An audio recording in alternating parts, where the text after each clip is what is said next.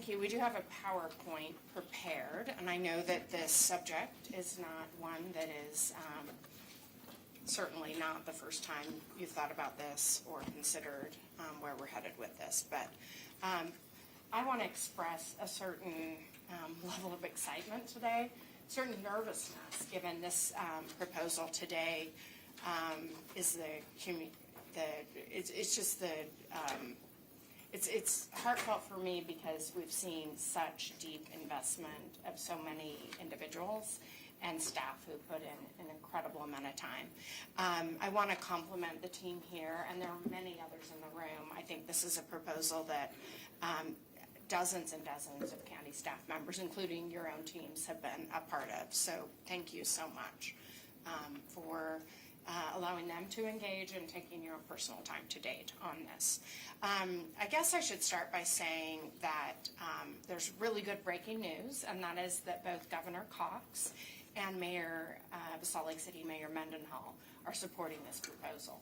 And they've been aware of it, certainly. You'll recall that several months ago, business leaders were saying, and residents in downtown Salt Lake City and other places, people who recreate on the Jordan River were saying, this is an unusual time. We're seeing more and more homelessness. We're seeing more and more need. And we came together, the three of us, and said, look, we can do more. While Salt Lake County has very deep investment in human services, we obviously have a mission to run a jail and to address mental health services in our county. We can do more, and we need to do more. The public is asking that we do more. So this today represents just one piece of our effort through my team to live up to an agreement that we made. We actually signed a document, the three of us, along with the lead coordinator for homelessness, Wayne Niederhauser. The four of us signed a document saying the state, the county, the city would do more. And indeed, we're all working to live up to that obligation. So let's just jump to the slides, and I will walk us through quickly a few critical points as this decision moves your direction today. So the public safety bond balances both public safety and human services needs.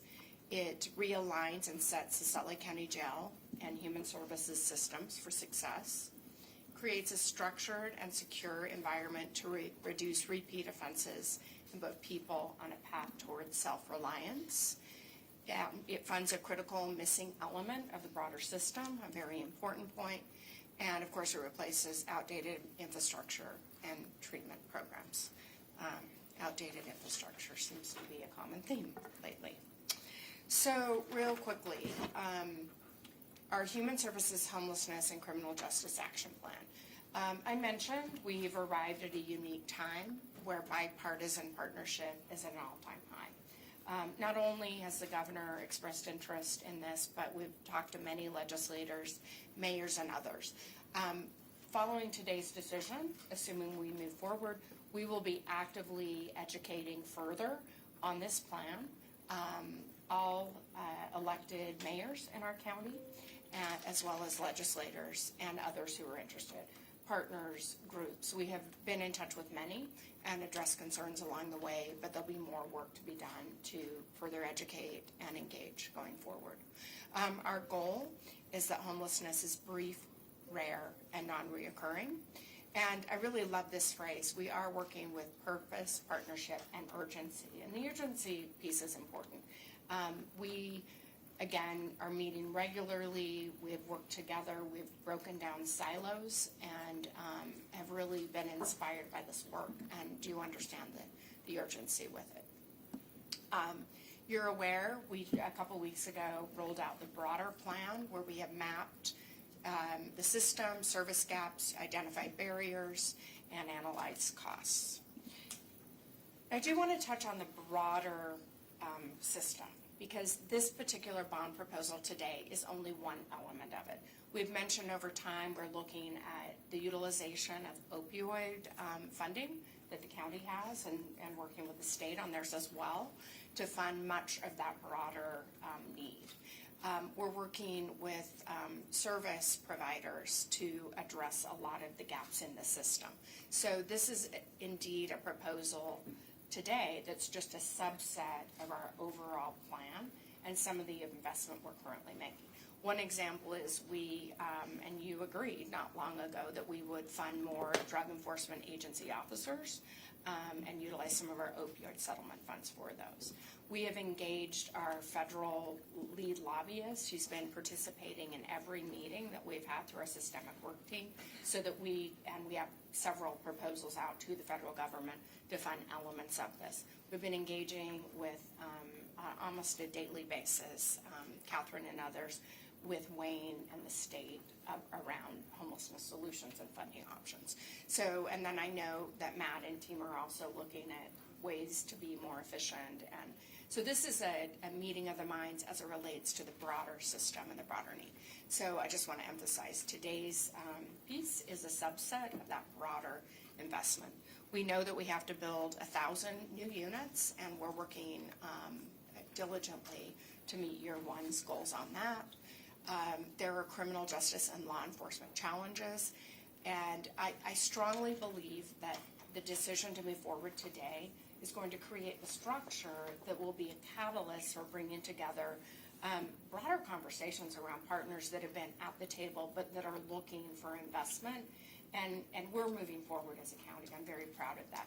Meaning the judicial system. I think they often feel frustrated at the revolving nature of our jail, the revolving door, and often maybe won't sentence as long as some people need, right? Because they know that people are going to be released quickly.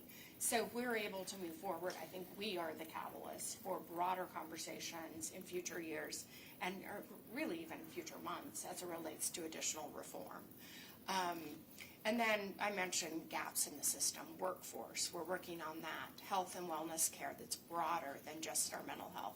Needs for mental health services, data. We're working through that and excited about advances there. So our action plan solutions are to expand housing, additional enforcement and criminal justice reform, addressing those systemic gaps, the Justice and Accountability Center, which I'm going to talk about in a second, expanding and improving county jail mental health access, also a part of this plan, and support of the DEA and the task force, the DEA task force. So the public safety bond, you'll see, and I've touched on the other elements, there are two specific elements that are under our broader plan that are before us today. One is the building of a Justice and Accountability Center. And then, of course, improving and expanding jail and adding a mental health unit. So the JAC, the intent on the JAC is to actually create, and we can go to the next slide, a supervised and secure alternative for low-level offenders to help reduce repeat offenses and support people's path to self-reliance. And right now, we just know that the jail is not constructed in a manner, nor has the resources to give people the support they need to re-enter. So this is intended to hold people accountable appropriately, not overly accountable. If people need a minor stick, not a major stick, that's the intent.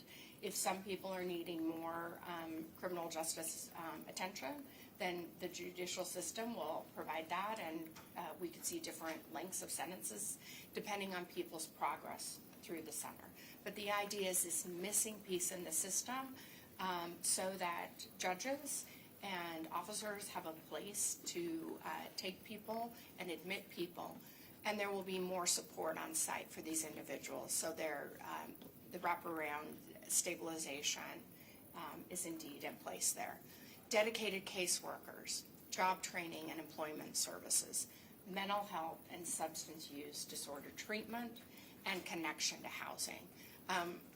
The word stabilization is so important here.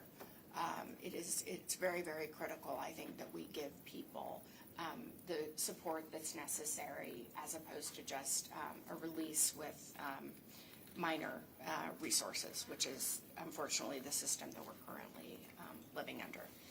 So the idea is that we would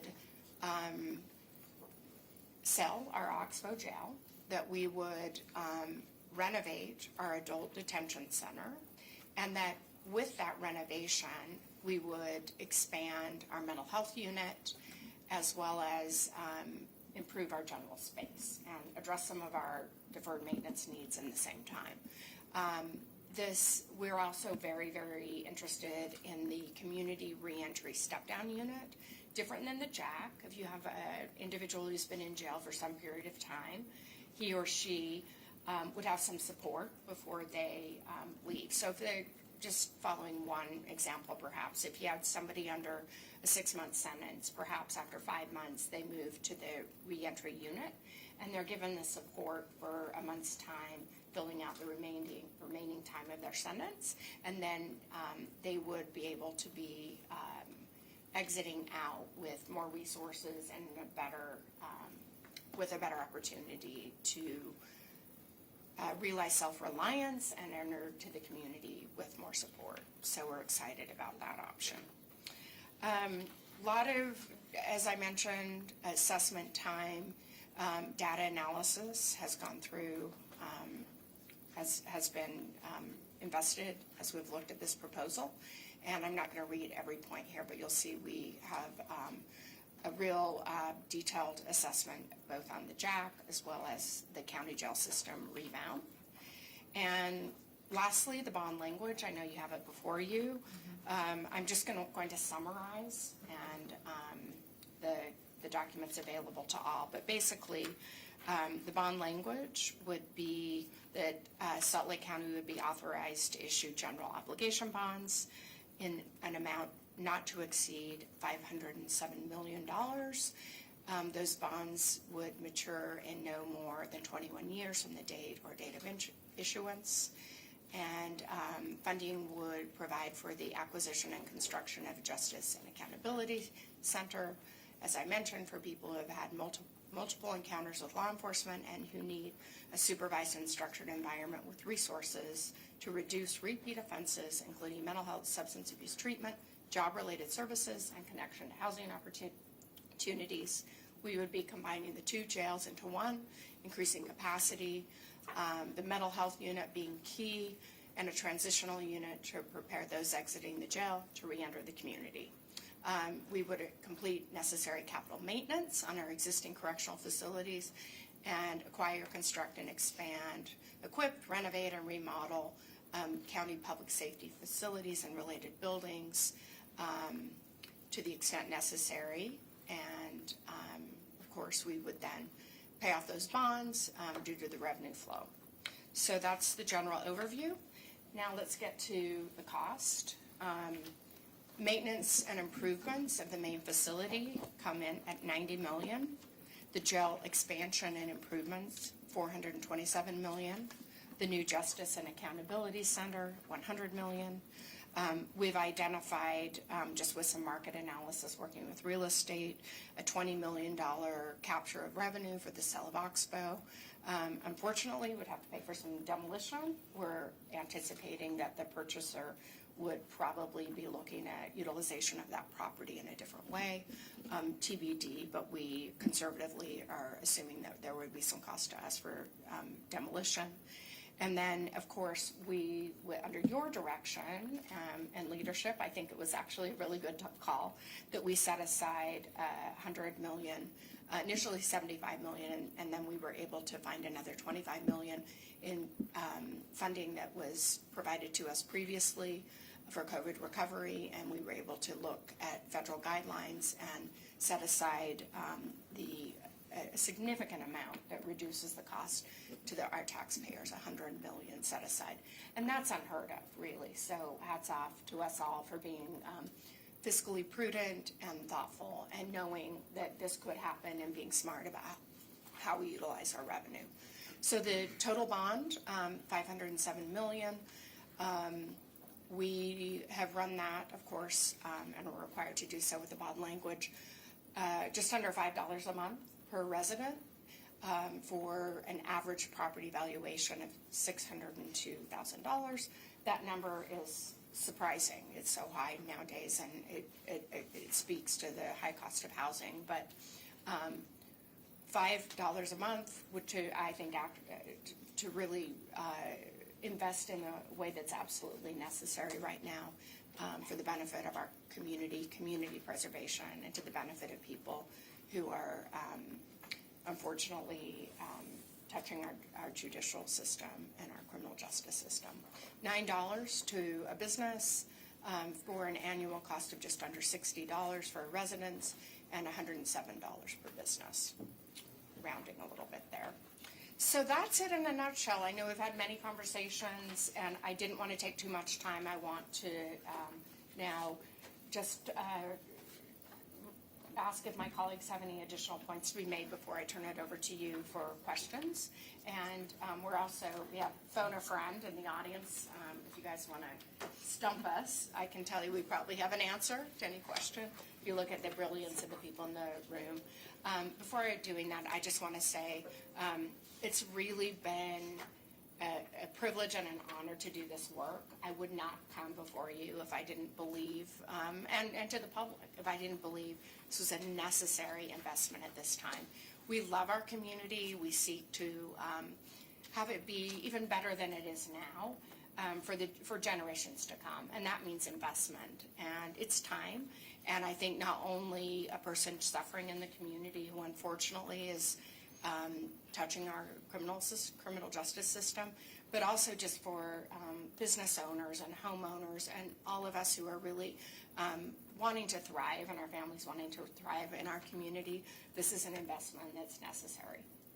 I don't ever take it lightly to go to the public and ask for more, but I think if you look at the amount we're already paying as taxpayers, it is a sizable amount to go $60 a year, but it is also, we're doing a lot more, and if we don't invest now, we'll need to invest more in the future. This is investment now that will pay off in the years to come, in my opinion. So with that, I would defer to, I know that Sheriff Rivera wanted to be here. You may be aware that Sheriff Kennard's wife passed away, and she's at that service today. So we're excusing her. Matt Dumont, Chief Dumont's been amazing in this process and a great partner. So I would defer to him, Darren, or Catherine if you have any questions, or if you'd like to make statements now, and then I'll kick it over. Anything further? Questions from council? Go ahead. Mayor, I want to thank you. I want to thank the sheriff and her team. I think this is so important. Your whole team, I know, has been involved, and many on the council too. I think this is important. I hear from residents that they care about making sure that we're finding that right balance of helping people. I see this in healthcare. People need to be able to have the help that they need, whether it's substance use, mental health support, and also there's a need as our population grows to modernize our jail and make sure that we're helping people get on that path to self-reliance. So I appreciate your leadership. I think we all recognize that this cycle that we currently have is not solving the problem. I appreciate the governor's support, Senator Niederhauser, and so many local communities and residents, and I feel like residents see this need, and I hope that they'll support it. I'm proud to vote for this and appreciate your work and leadership. Madam Chair. Go ahead. Just want to say how much I appreciate the collaborative way that we've all been able to work together on this. I love that here in Salt Lake County we work across the aisle, and that we work for the betterment of our people in Salt Lake County. And so I appreciate you involving us, Mayor, as we've had these discussions over the last several months. And anyway, appreciate my colleagues for all that they do to work hard for our residents. And I would say your questions and engagement made this proposal better, so thank you. Thanks. Okay. Any other council members? Madam Chair, Okay, Ann, and then I want Dave, to and then Dave. congratulate you on the work. I think this is going to be a key component as an interface to access Medicaid funds that have come online through adult expansion and will be coming on through waiver 1115. You're ahead of the game. Congratulations. Okay. I was just going to comment, that I've had the opportunity to walk Oxbow. I've had the opportunity to tour the Metro. I think that the approach to this has been very thoughtful, and I commend those that have come up with this. I did want to ask Chief Dumont, and this is mostly for the benefit of the public, how at capacity is our current Metro jail? So our population has been hovering right around 2,000. Our operational capacity is 2,165. And so we have what's called a rated capacity, slightly higher than that. We're teetering dangerously close to that number, and we've been, since COVID, when we hit our lowest capacity of 1,180, year after year, we're getting closer and closer to that operational capacity.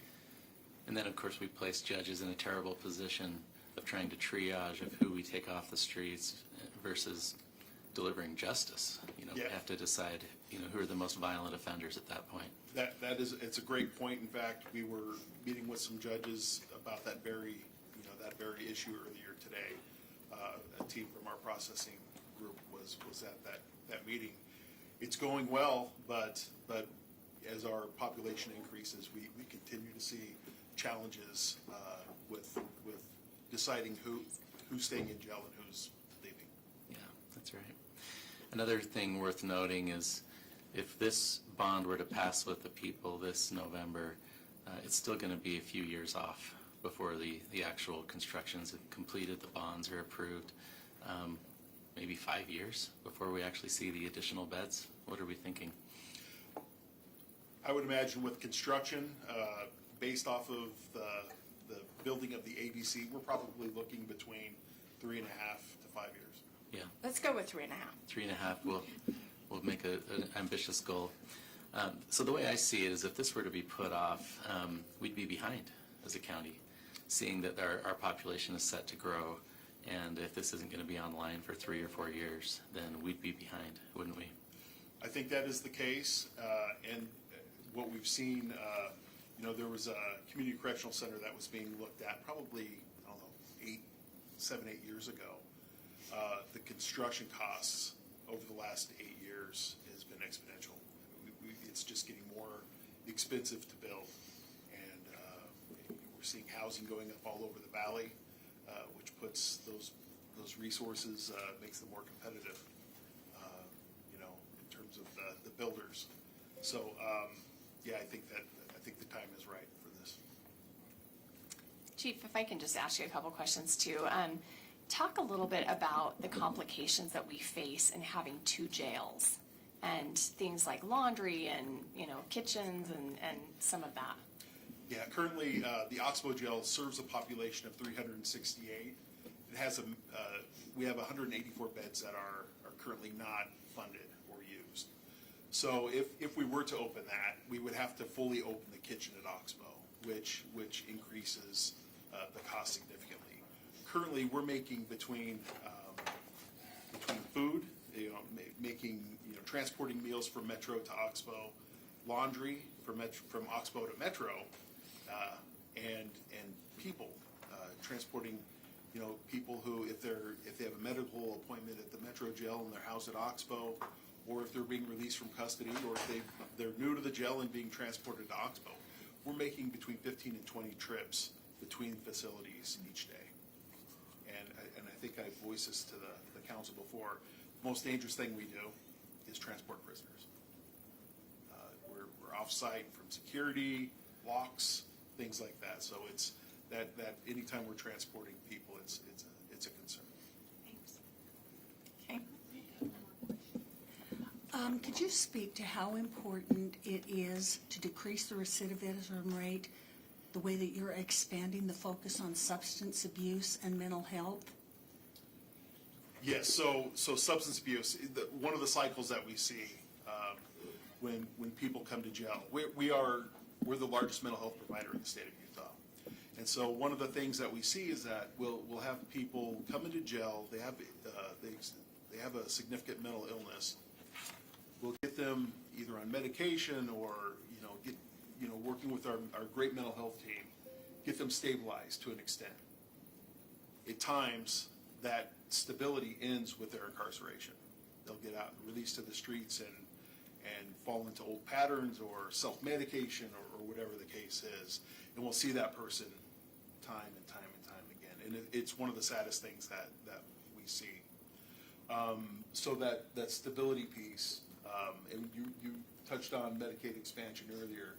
What that does is it helps develop that continuity of care between the correctional facility and the community. And so that if we can start getting people enrolled for Medicaid or increase who are enrolling in Medicaid while they're incarcerated, and as we're talking about that step down, that's one of the big pieces that we want to look at is while they're in that step down phase, and this, we're talking about the people that we know are getting out. That's about 25% of our population who are serving a determinate sentence in our facility. As they're wrapping up if they're at the tail end of that sentence, we can start really infusing resources and education and getting people enrolled into services before they hit the streets. Because what we've seen is that if that groundwork isn't laid before they get out, then it's a crapshoot if it's sought after, after post-release. Despite the greatest of intentions while they're incarcerated, sometimes life happens, bad decisions happen, temptations happen, and that gap between jail and getting to the resource that's going to help them be successful, things happen in that gap. Okay, let's go to Dee and then Sheldon. I just want to mention that Oxbow has been something that we've discussed the whole time I've been on the council. It's always been something we've had to invest in here and there, and so we've been looking for solutions for a long time. And we did have the money that we set aside, $100 million from the ARPA, which was kind of a bonus for the county, really. It was kind of a gift that we have this to use for what we're looking to do here.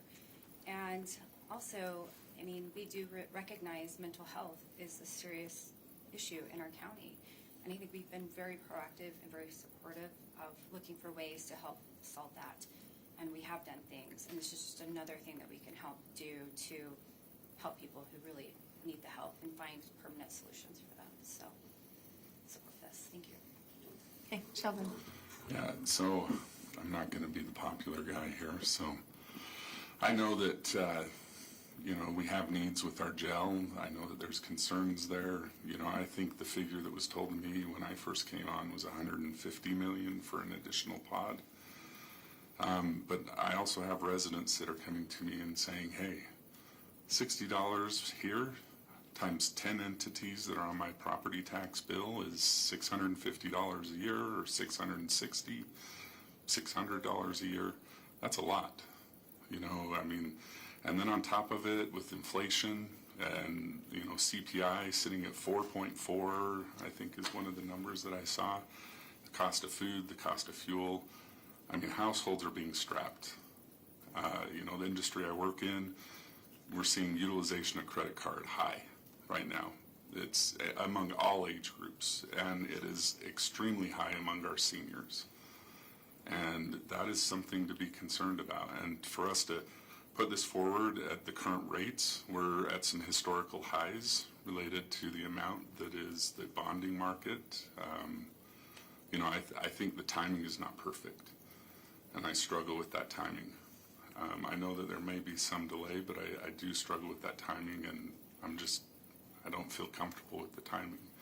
I appreciate the work people are putting into this. I know that we've got concerns out there, but we also got to think about the residents that have to pay too. And what do we have going on with that? And so that is a big concern for me. And I know our residents are concerned because each year we keep coming to them and the well is going to dry. It's going to go dry, and we may see more homelessness because we're taking more from our residents. And that's a concern. Okay, Arlen. Thanks, Madam Chair.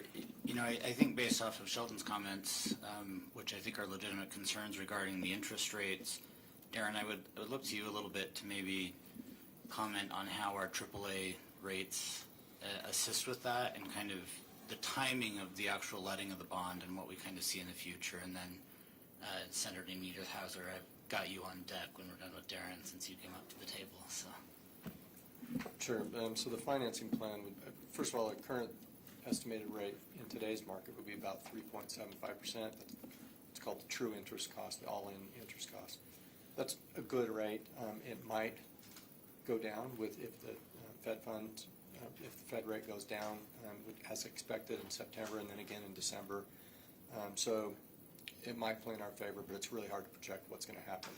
The financing plan would be to utilize the cash that we have, the $100 million that we've set aside, in concert with the reimbursement resolution, so that when we issued the first tranche of debt, which is probably in about 2007, we'd reimburse ourselves, be able to spend the bond proceeds down, meet the IRS required spending, and then issue the second tranche in probably 2029. So a GO referendum would be good for 10 years, and we'd time it so that we could maximize the best interest rates possible and use the $100 million to our advantage as well. So.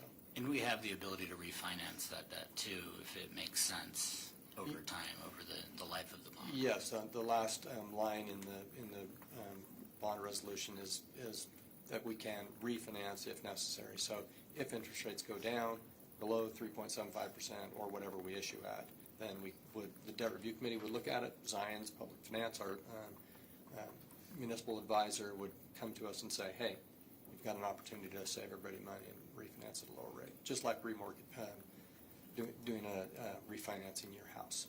So, Thanks. you bet. Well, as many of my colleagues know, I was appointed by UAC to represent counties on the State Homeless Services Board, and so as such have been familiarizing myself with our state's plan for homelessness.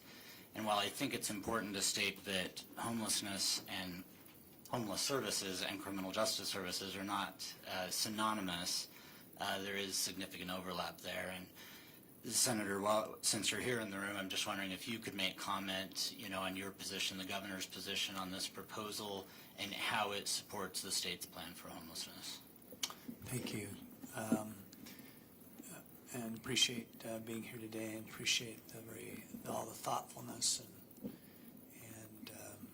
and the way things get deliberated. It's a good process, so appreciate that very much. Last fall, the governor, Mayor Wilson, Mayor Mendenhall, myself, others, business community, lots of people got together. The level of frustration with homelessness was beyond, and an agreement was made. We all signed a document that we were going to work hard to reduce homelessness, to address it better, to make things more accountable, and to address the worst thing that we have in society, and that's unsanctioned camping, where people are living in places unfit for human habitation. And so we've been working hard, and I applaud Salt Lake County, the mayor's leadership, your support in working out a plan. It's a long-term plan. It's going to happen tomorrow. I get all that. I wish it was tomorrow, but it isn't. And we're working on, we got a lot of money for some additional shelter. We proved over the last year by having additional shelter, especially in the winter, that it does reduce the unsheltered population. So our point-in-time count that was done in January this year, unsheltered homelessness went down for the first time. I don't know if it's ever gone down, but it went down because we had beds available. So the state's legislature appropriated our office $25 million to address a site, a place where people could go. We've got to deal with the treatment, we've got to deal with the services, and we've got to deal with housing, which is probably the hardest part and the part that's not being addressed to a large degree, except there's a lot of housing in the plan that has been presented by the mayor. So we applaud that, we support that, I support it completely. I've been in this now 3.5 years and understand the systems, the problems pretty well.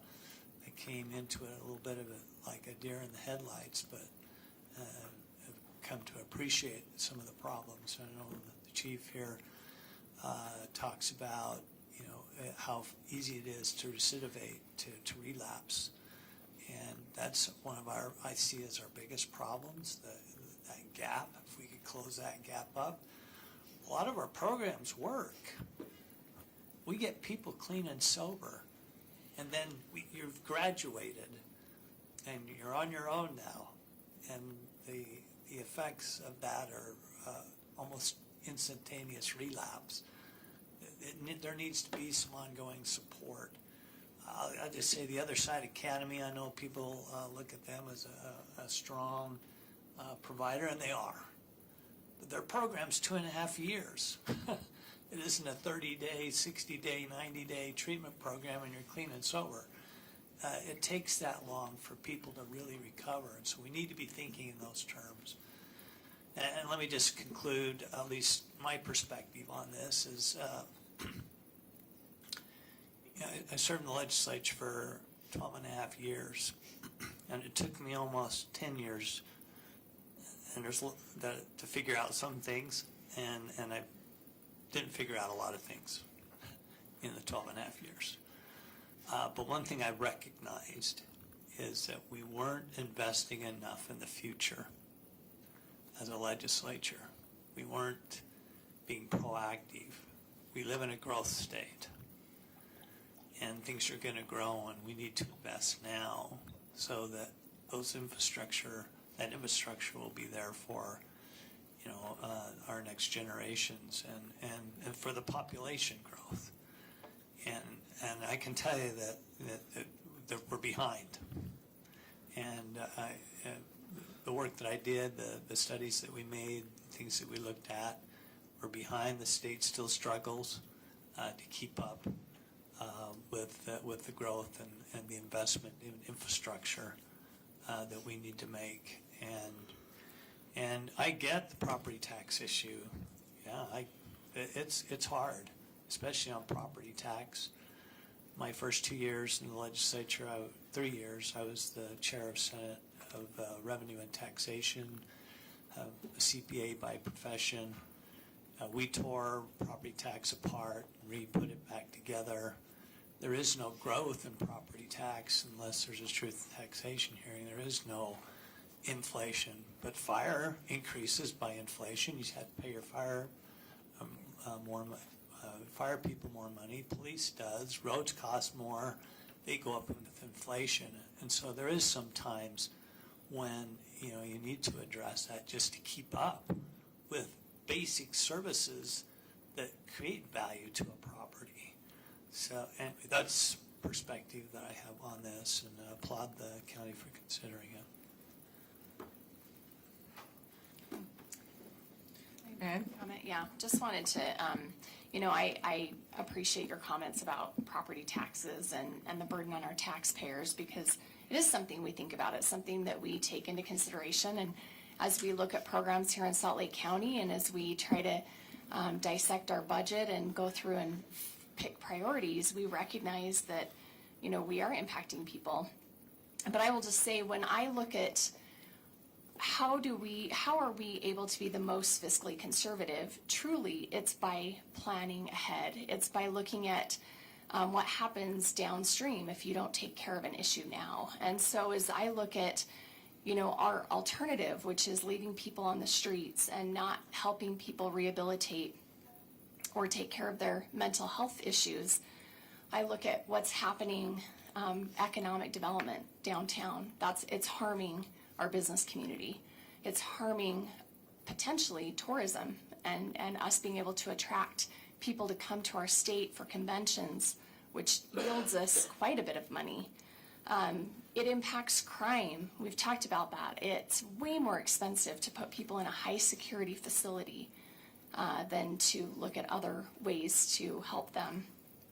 There's a cost to families. There's a cost to kids and the trauma of having a parent locked up over and over again.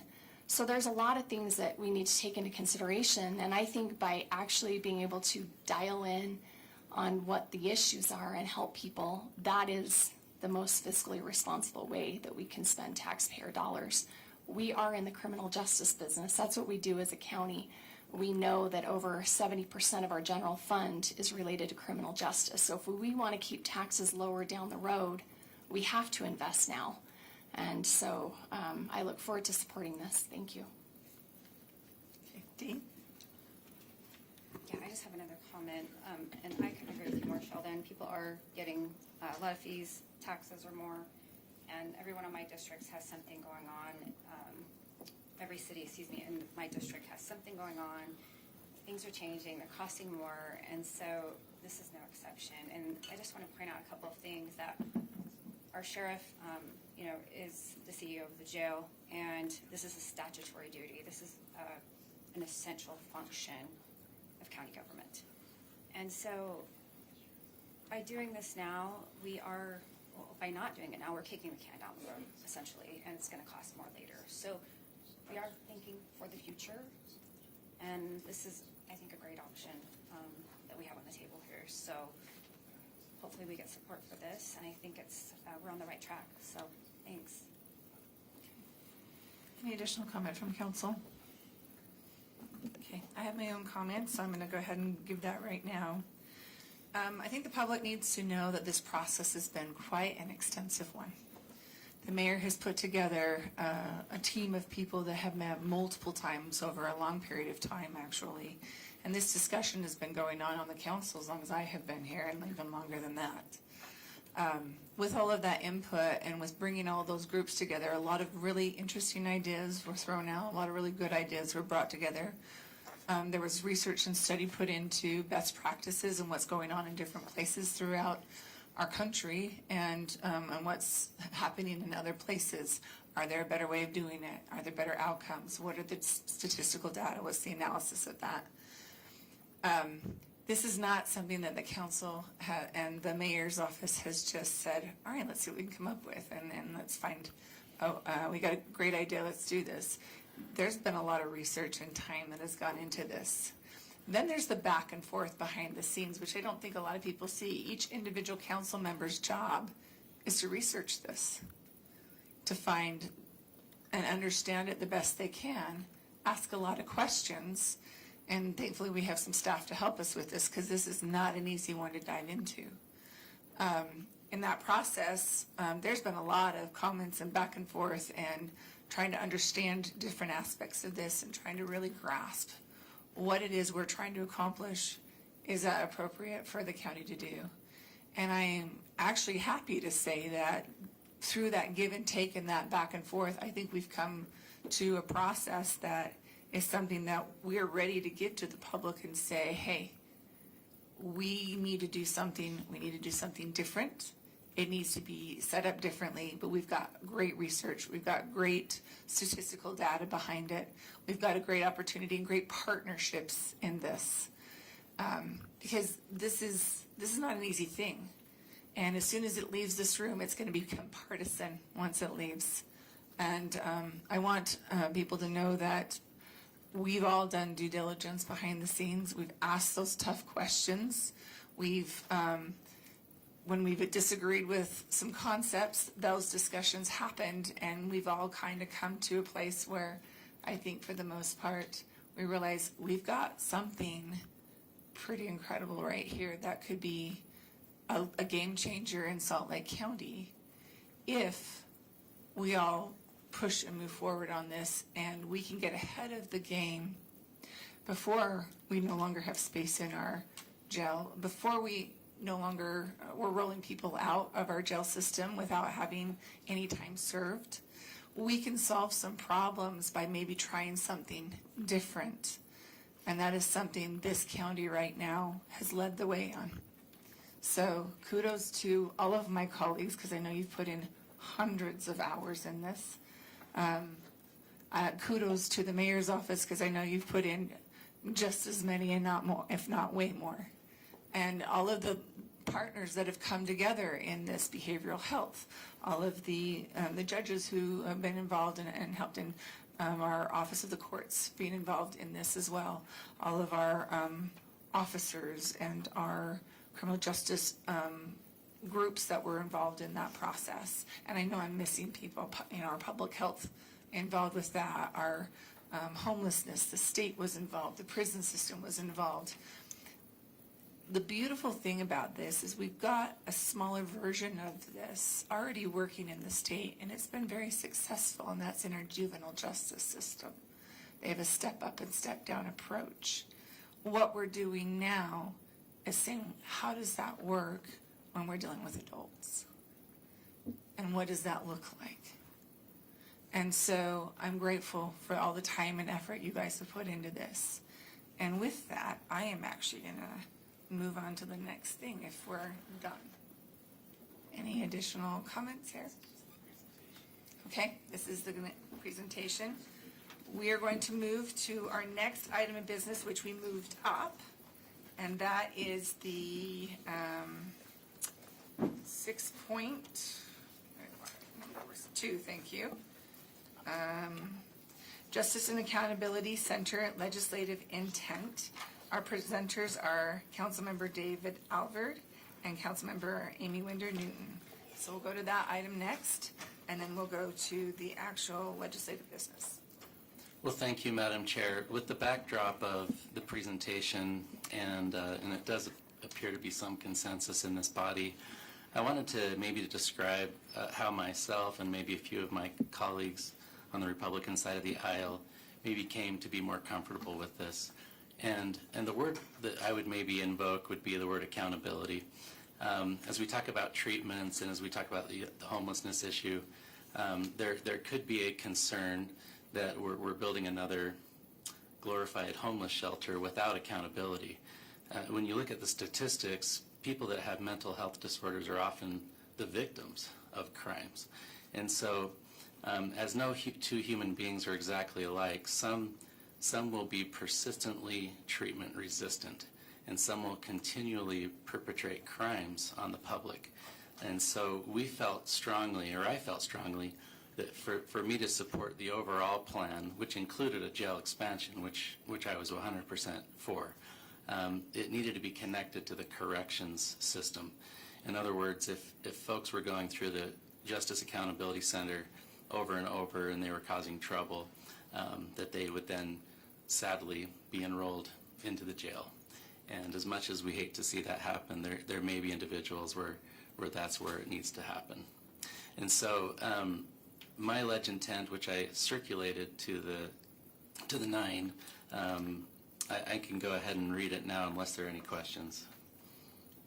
Go ahead. Okay, thank you. It is the legislative intent of the Salt Lake County Council to provide the following policy objectives concerning the purpose and operations of a future Justice Accountability Center, should the voters of Salt Lake County approve a